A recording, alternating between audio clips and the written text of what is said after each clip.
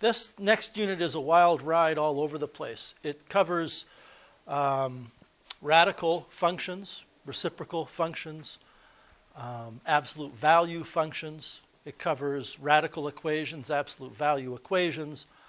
It dances all over the place between chapter 5 in your textbook and chapter 7, but we don't do chapter 6 in this unit. So there's a lot of content in this unit. It's not that each little piece of content is necessarily difficult, although some of it is. There's just so many things going on in this unit. So we're going to be dealing with radicals today. Radicals are things, mathematically speaking, that have roots to them, either square roots or cube roots or fourth roots. And then we're eventually going to be looking at absolute value functions and reciprocal functions. And by the end of this unit, your cover page should become sensible to you. You should look at it and go, oh yeah, I get it.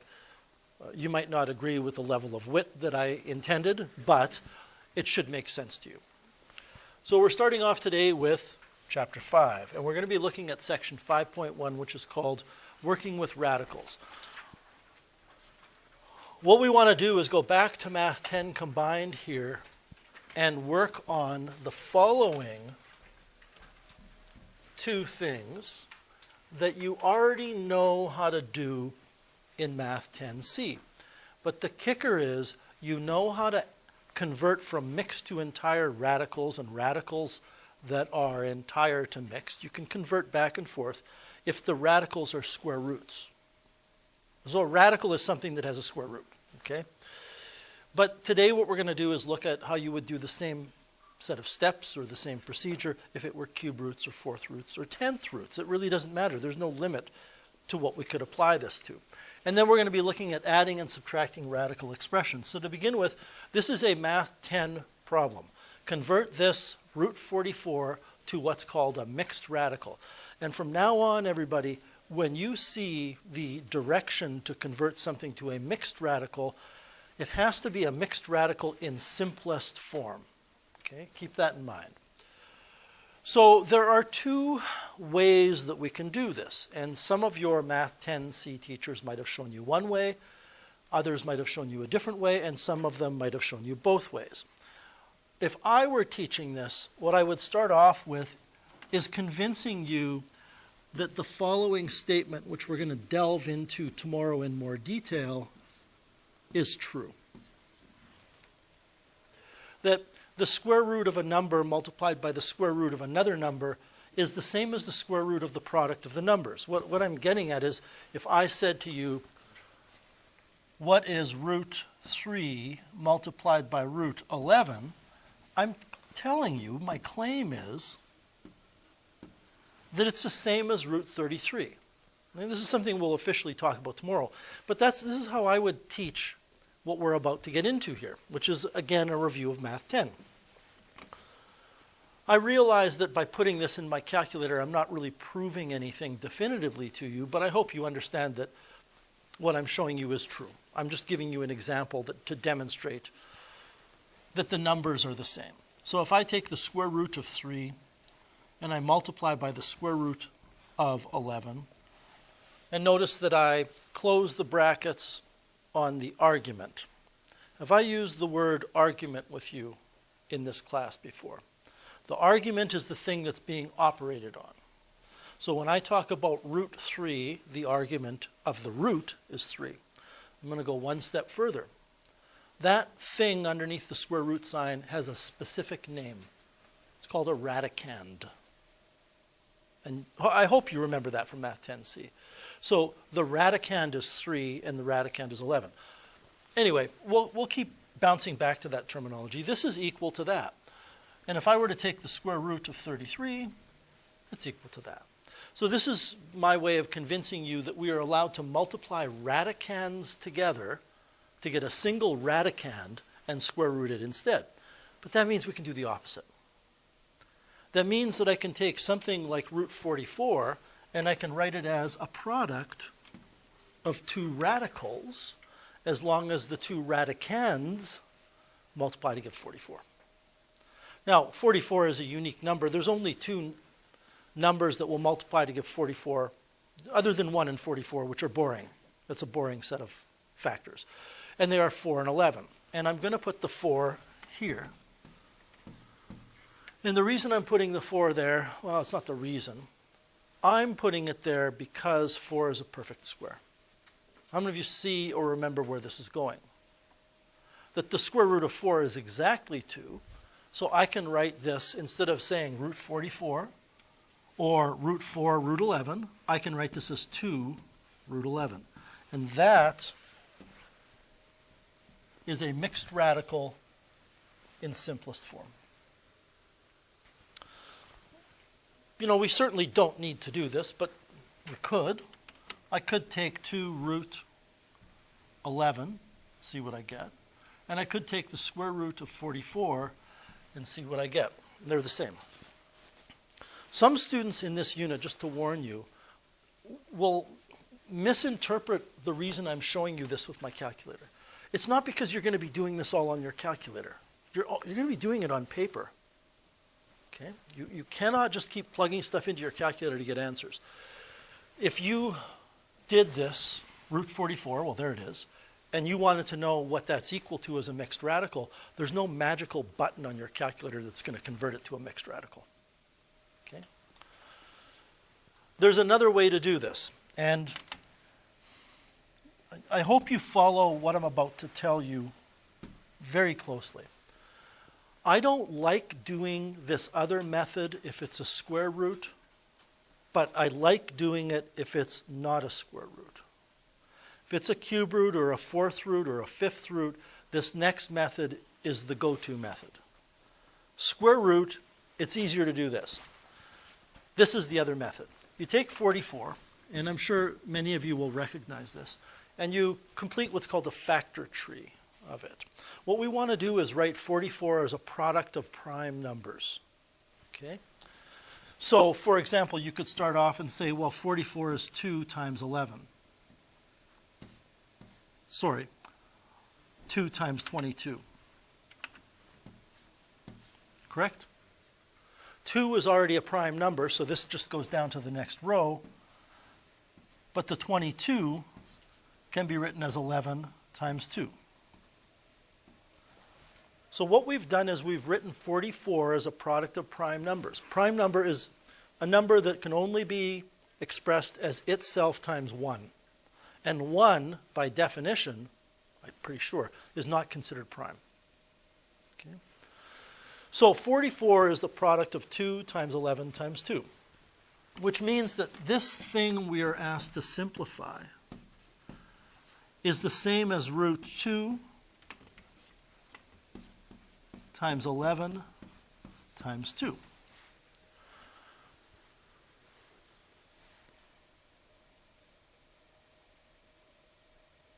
Are you with me on that? Okay. Now there's a property of radicals that you need to know. That the square, well, let me ask you a question here. Why is the square root of 9 3? Just think about that for a second. Why is the square root of 9 3? That note is just for me. I paused a minute ago. I don't know if you could tell. I was trying to remember what I just thought of, and it just came to me. Why is the square root of 9 3? There's a reason. It isn't some arbitrary thing. It's not just a fact we memorize. How would you explain why the square root of 9 is 3? Because 3 times 3 is 9. Excellent. Well, the reason for that, then, is because we can write root 9 as root 3 times root 3, or root 3 times 3, right? And the rule that we're using here is this. This is a square root. And since we have 2 numbers that are the same as factors, the square root of the product of those 2 numbers is the single number. And this is maybe how it's taught to you, is at this point in time, since we have a square root and there are 2 2's, there are a pair of 2's, we are allowed to get rid of that pair underneath the square root and write simply a 2 outside the square root. Now, how many of you remember being taught something along those lines? It's not, I think it's more trouble than it's worth with square roots. I really do. But hang on to that thought for later. You will have noticed, I hope, that whenever I do any work here, this has been the case for a long time, I never change an expression and write equals to the right of it and continue writing left to right. Writing something like this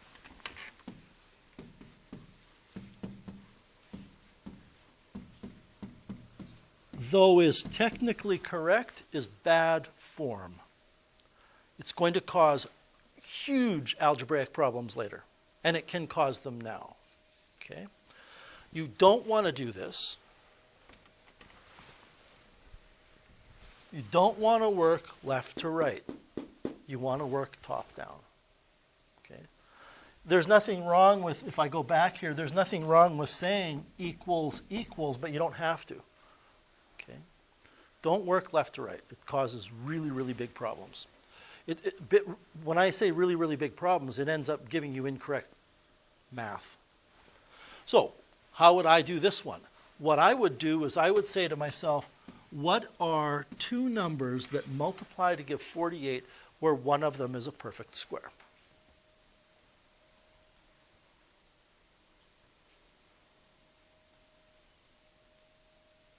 Who can tell me? Georgia? 4 and 12. Excellent. I'm so glad you said 4 and 12. And I put the 4 first. I put the 4 first because it's a perfect square. And then I say, well, the square root of 4 times 12 is 48, right? The square root of 4 is 2, so it's 2 root 12. And then you end. You're done. Well, you're not done. Because when I said over here, whenever you are asked to convert to a mixed radical, it's always a mixed radical in simplest form. So, we still have a radical here. And you really need to pay attention to the fact that the 2 is not under a radical sign, but the 12 is. Are there two numbers that multiply to give 12 where one is a perfect square? In other words, can I write root 12 as the product of two other radicals? And the answer is 4 and 3. Again, pay careful attention to stuff here. This 2 is not under a square root sign. This 4 is. Where mistakes get made in this kind of math is not paying attention to details. Okay. The square root of 4 is another 2. And then we have a root 3. So this is 4 root 3. And I'm not going to do it, but if you went to your calculator and checked out 4 root 3, which means 4 times root 3, and checked out root 48, it's the same. When I asked, what are two numbers that multiply to give 48, where one is a perfect square, did somebody come up with two numbers that were not 4 and 12? Yeah. 16 and 3. And you can confirm that 16 times 3 is 48. And root 16 is 4, and we get 4 root 3. So what's the lesson here? The lesson is twofold. If you can, try to find the largest perfect square that's a factor. And if you're not sure, always double check anytime you've written a new radical. Ask yourself if you can continue the process. And again, this is Math 10. You've done this before. You've seen all of this before. If you do it the other way, I think it's worthy of a discussion here. If you do it the other way, you go 48 and you break it down maybe into 4 times 12. You break the 4 down into 2 times 2. And you break the 12 down into 4 times 3. It's quite a tedious process, isn't it? Tedious means it's simple, but it's long sometimes. So what we end up with is 2 times the 4, which is 2 times the 3. Which means root 48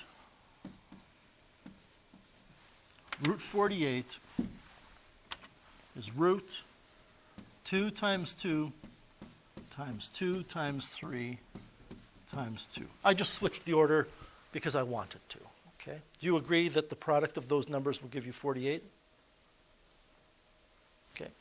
Well, then what you do is you say, since this is a square root, I can extract pairs of identical items.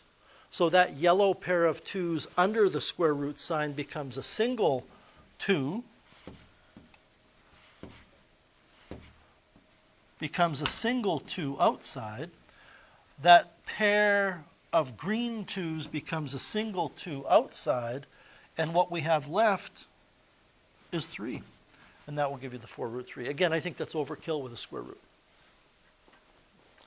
But let's take a look at the cube root of 400. See, if we did this, well, I better stop here.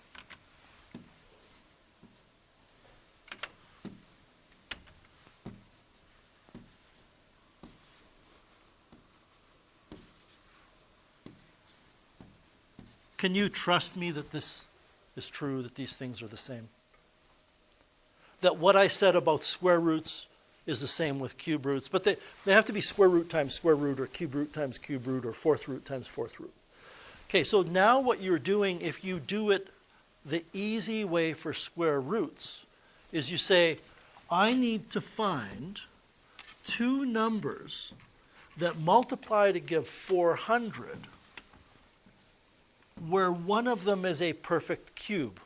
And I'm not saying that you can't do that, but do you see that if I now go to the fourth root or the fifth root, knowing perfect squares is one thing, knowing perfect cubes is something else? Does anybody know what the perfect cube is that goes into 400?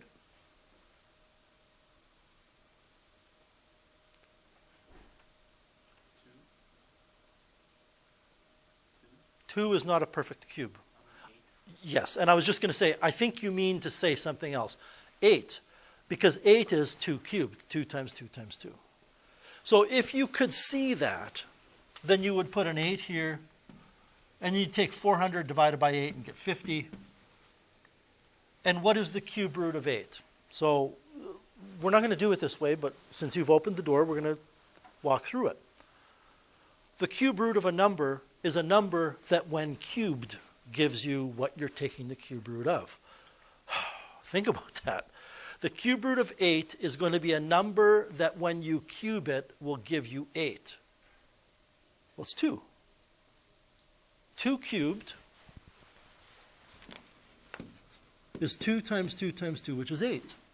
So this becomes 2 multiplied by cube root 50.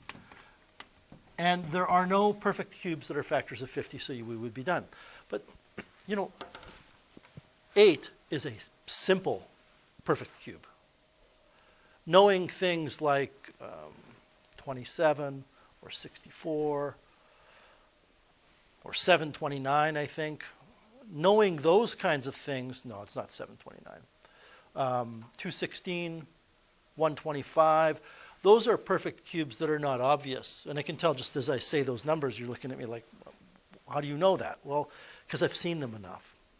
It'd be like me saying to you, why do you know 81 is a perfect square?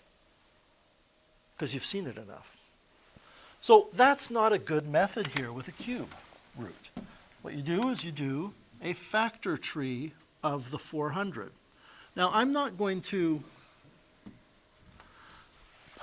worry about you having to show your factor tree in your work. You would probably go to some scrap paper, and here's what I would do. I would tear this apart, first of all, into two numbers. Don't go 2 and 200. Don't always go with the 2. Break them into bigger pieces. You'll get there faster. 4 times 100. And again, this is just on scrap paper. 4 is 2 times 2.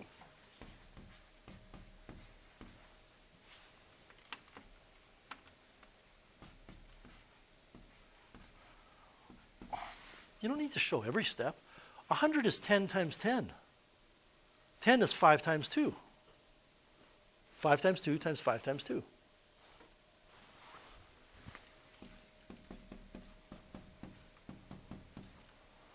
I don't know that you need all these lines either. So what we write if you want to show work, is that this is the cube root of 2 times 2 times 5 times 2 times 5 times 2. Are you with me on that? That I don't particularly care to see that factor tree. That's calculator work. You're just sorting it all out. But since this is a cube root, we want to extract a triple of numbers, because the cube root of something cubed is that thing. I want you to think about that. The cube root of something cubed is that thing. The cube root of 7 times 7 times 7. Go ahead and take 7 times 7 times 7 on your calculator. I'll do it with you. Which, by the way, is 7 cubed. 343. Take the cube root. You go to your math menu, choose that function of 343. We get 7. It's not a coincidence. It's the definition of what a cube root is. So that means that we can take these 3 2's and write it as a single 2 outside. And that 3 is really wedged down there. I know when you see it in print, it's bigger, but it's a little tiny thing. It's called an index. What do we have left? 5 times 5 times 2, which is 50, which is what we had. Any questions with C? All right, the next set of examples convert from mixed to entire. Well, listen, if we have a square root, and it doesn't matter what these things are,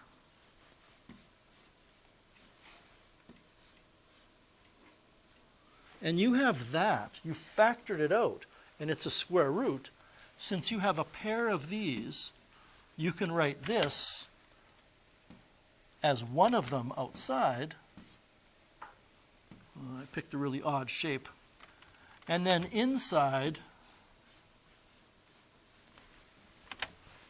you're going to have that, right? Well, all that means is when you have a pair of factors inside and you write it outside, it becomes a single one. So if you have a single one outside, put it inside and double it. I shouldn't have said double it. I don't mean multiply it by 2. I mean write it as a factor twice. So this is going to be the square root of 5 times 5 times 13. Because the square root of 5 times 5 is 25. Sorry, the square root of 5 times 5 is the square root of 25, which is 5.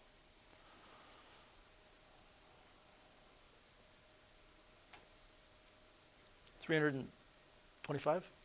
Thank you. And again, this is from last year.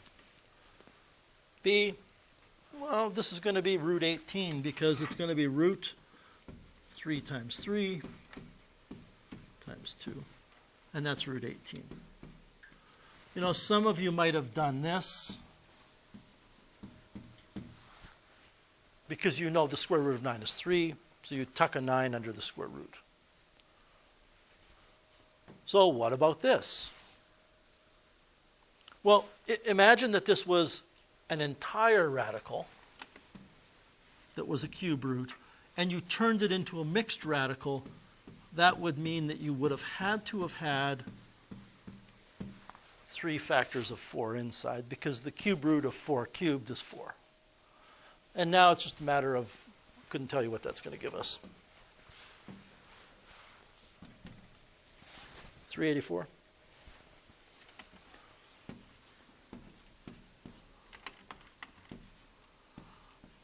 Okay. So kind of a warm-up. I think maybe even depending on your Math 10 teacher, you might have done cube roots last year. Anybody remember doing that or no? Yeah. Mr. Hetlinger? I misread. Oh, yeah. So now, whoa, okay, there's something different here. There's variables involved. This is entirely different. There's an added layer to this.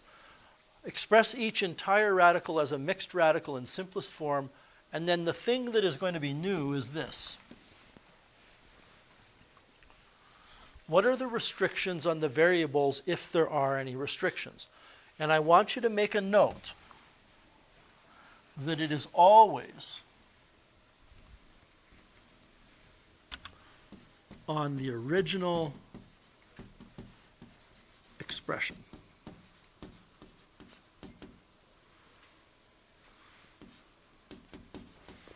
So let's do that first. Why should there be a restriction on what f is allowed to be equal to? Well, let me ask you a question. Take the square root on your calculator right now. Take the square root of negative 10.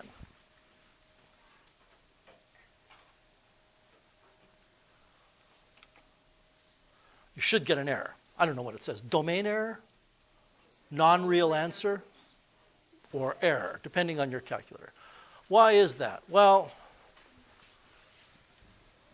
why is the square root of 9 3? Because 3 times 3 equals 9, right? So if I say to you, what is the square root of negative 10? I am asking you to determine something that if you multiply that thing by itself, I don't know why I'm drawing this shape, but you get my drift, right? That I'm asking you to find a quantity which when you multiply it by itself will give you negative 10. But these two things are the same. So if they're both positive, they're going to multiply to give a positive. If they're both negative, they have to multiply to give a positive. You cannot take the square root of a negative radicand. Are you with me on that? Okay. What about the cube root of negative 10? Can you take the cube root of negative 10? Well, I'm asking you to find a number so that the number times itself 3 times gives you negative 10. Is it possible to take a number times itself a total of 3 times and get a negative? Yes, if the number is negative. And if you go to your calculator and you take the cube root of negative 10, it exists. The reason for that is if I cube this, it gives me the negative 10. Okay? So you are allowed to take roots of any real number, positive, negative, or 0, if it's a third root, like a cube root, or a fifth root, or a seventh root, but you're not allowed to take even roots. You're not allowed to take the fourth root or the square root or the sixth root. And what that tells us in this example is since this is a cube root, I don't care what f is. If f is negative whatever, then f to the 5 will be a negative number, and I'm allowed to take a cube root of a negative. So there's no restrictions here.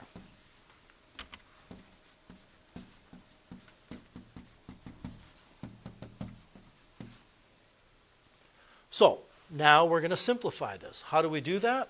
We are going to write, if you find shortcuts to take, use them. We're going to write this in factored form. 120, you need to take a minute and figure out what prime numbers multiply to give 120. And I immediately say, well, that's 10 by 12. I know the 10 is 2 times 5. The 12 is 4 times 3, which is 2 times 2 times 3. So I'm getting 2 times 5 times 2 times 2 times 3. And it's never a bad idea at this point to just multiply those numbers out and make sure you get 120. Or whatever the number is, right? Does it give you 120? Okay. And see here, oh man, some of you are going to come up with shortcuts here very quickly, very shortly. I have f times f times f times f times f. And I hope many of you appreciate why that's really kind of not necessary. So, some of you will. And then I say to myself, it's a cube root, so I am looking at triplets. Well, there's 3 2's, so I can punt them from inside and just put a 2 outside. And here's 3 f's. So we're going to get 2f cube root of whatever we have left. And it looks like it's going to be 15f squared. Are you okay with that? So the thing I want to point out to you is that, whoops, oh well. The thing I want to point out to you is that we could have written this as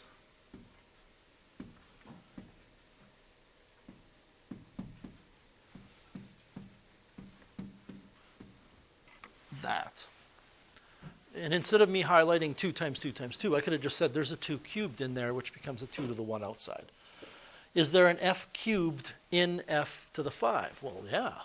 And then there's also an f squared. So the f squared stays, and the f cubed gets punted out and becomes a single f. I hope you see that this would be useful if it was f to the 50.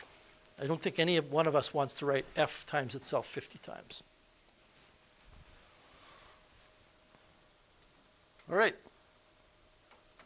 Is there a restriction on what m can be? Yes. M must be greater than or equal to 0. That's a fancy way of saying m cannot be negative. Because if m is negative, and this is, you got to be really careful with this. If m is negative, then you're going to take a negative number. Well, it's not 1. You're going to take a negative number and you're going to raise it to the 7. Because it says m to the 7, right? And when you multiply that negative by itself an odd number of times, you'll still be left with a negative. And you cannot take an even root of a negative. However, so this is the restriction. This is a fact. If this were m to the 8, and it's not, so don't change it, there would be no restriction. Because if m was negative, when you raise it to the 8, it becomes positive, so who cares? Right? So there's a lot going on here. You have to look at whether the exponent on the variable is odd or even, and whether the index of the radical is odd or even. It's complicated. Let's simplify this.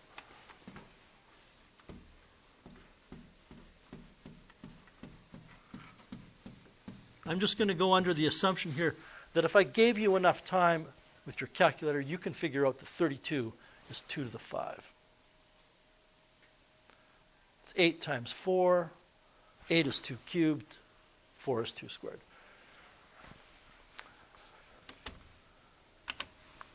I hope you understand we are going to be extracting quadruples. Is there an m to the 4 as a factor underneath the radical sign? Yes.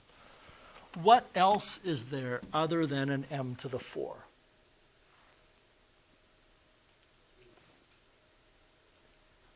Careful here. So I've got 2 times 2 times 2 times 2 times 2 is 32.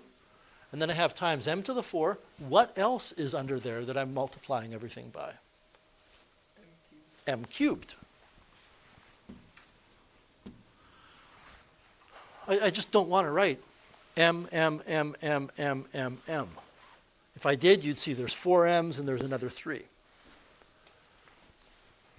This gets kicked out, and so does this. And in each of their places outside will be that single quantity.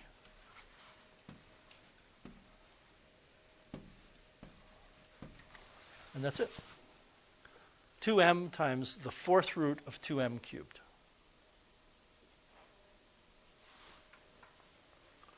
See? Oh, back to a square root to kind of wind down this example. So, see, I would, since it's a square root, just look for the 2 numbers where 1's a perfect square.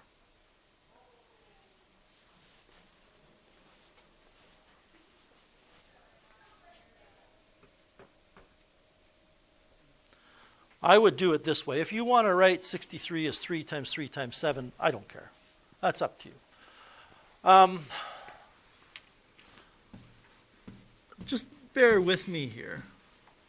Do you agree that n to the 7 is n to the 6 times n to the 1? So this 9 goes outside as a 3. What will the p to the 6 become outside?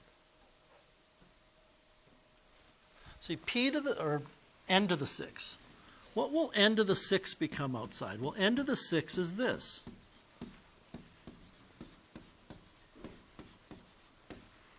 And it's a square root, so we are extracting pairs of n's. N cubed. In other words, we're going to have half as many n's outside.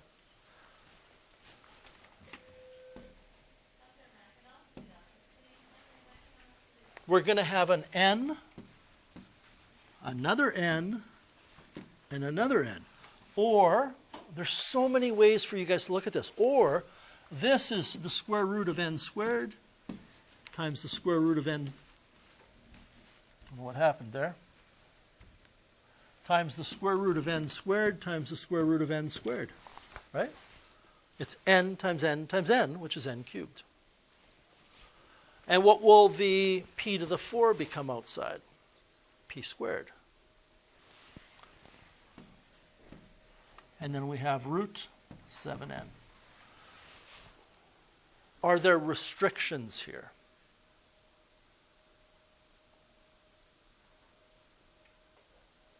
Go ahead, help me out. What would they be then? Or what would it be? No negatives. For what? We need to be more specific rather than just saying no negatives. For n. We look at the original expression. We say n must be greater than or equal to 0. If it weren't, we would be taking the square root of a negative. Why is p not something we need to worry about? Yeah. Right, the exponent on p is even, so even if p were negative, we do that exponent first because it's under the square root. That's going to change it to a positive. Negatives raised to evens are positive. Just want to see, convert each mixed radical to an entire radical.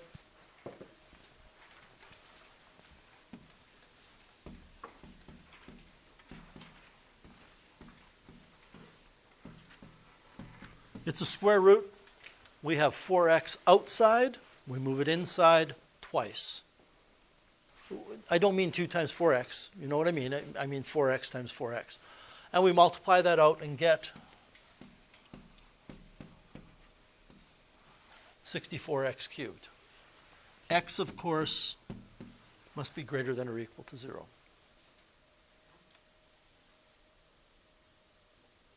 It's got nothing to do with what's down here. It has to do with that. Yep. 16 times 3 is 48. Thank you. It's not 64. It's 48. That was your point, right, Sukhman? Okay.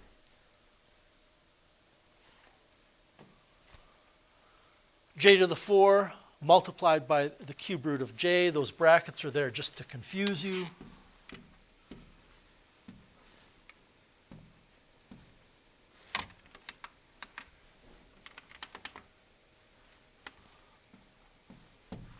Well, this is going to be now the cube root of j to the 4, j to the 4, j to the 4, j.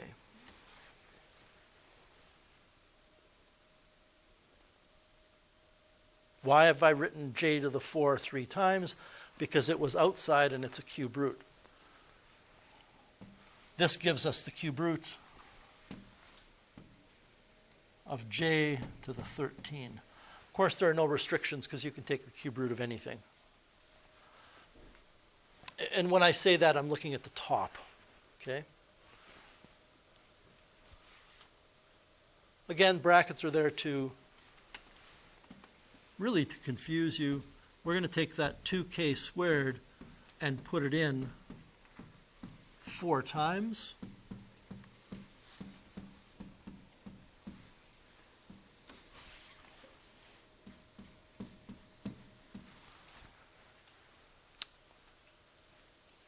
I hope that you understand I could have written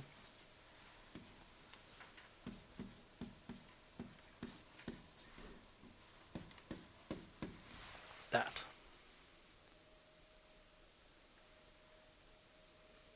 So rather than me saying 2 times 2 times 2 times 2 is 16, I could have said 2 to the 4 is 16. Rather than saying k squared times k squared times k squared times k squared is k to the 8, I could have said we have over here a k squared to the 4. Power of a power means you multiply the exponents, you get k to the 4 times 2, which is 8. I might have misspoke earlier. K squared times k squared times k squared times k squared is k to the 8. I might have said k to the 4. And then we have this 4k here. So now we can figure out what that is, and that, I believe, is going to be 64k to the 9.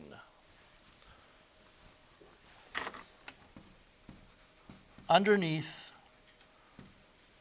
the 4th root, and of course k must be greater than or equal to 0 because there's a k underneath the radical up there.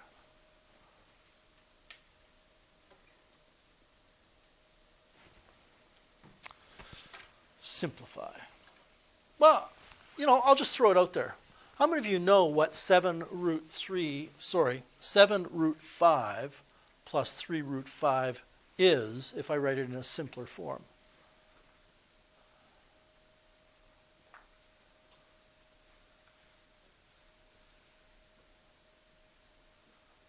What does 7 root 5 mean? It means 7 times root 5. Right? What does that mean? 7 times root 5. You know what it means?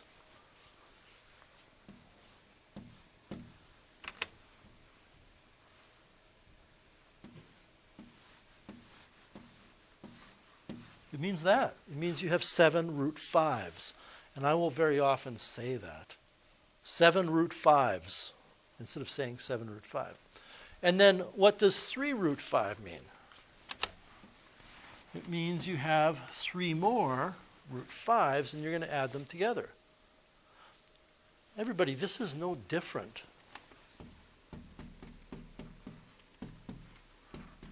than that. Right? 7x plus 3x is 10x. 7 goldfish plus 3 goldfish is 10 goldfish. So this is 10 root 5. Does anybody remember what we call terms like these two where you were allowed to do that?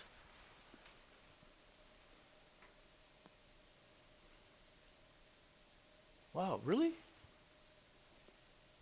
They're like terms or similar terms. Remember that now? Okay, good.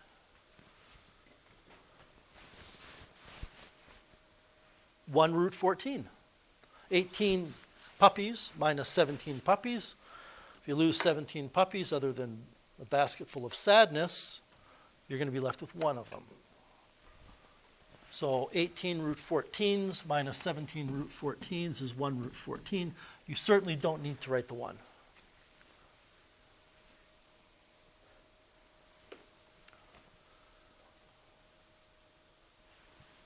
Done, right? Nothing you can do about that. That's like me saying simplify 4x plus 5y. Nothing you can do. However, this one can be simplified. Are these like terms? No. But let's simplify each of them into a mixed radical and simplest form and see what happens. So I'm just going to go off on the side and figure out what root 18 is. And I have a question for you. I need to ask this to find out where you guys are at in your heads. How many of you see that this is 3 root 2? Because we need to all get there eventually. This is the Math 10 we were reviewing.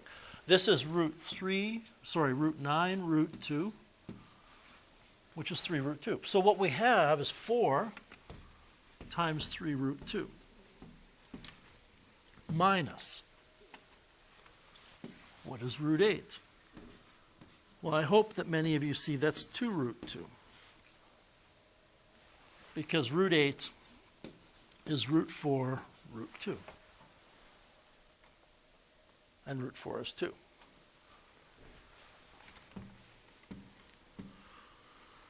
Well, I'd rather do a good job than a rush job.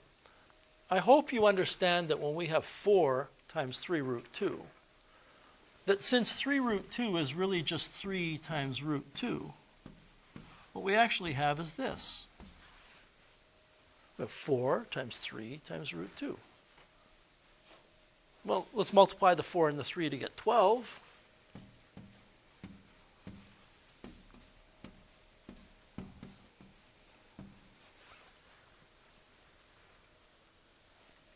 We don't multiply 4 by 3 by 2 because that 2 is inaccessible. It's underneath the square root sign. So we're left with 12 root 2 minus 2 root 2, which is 10 root 2. So what at first appeared not to be something that you could simplify turned out that you could simplify it considerably. Just want to see where we're at. We're not going to do F. Let's do E and call it a day.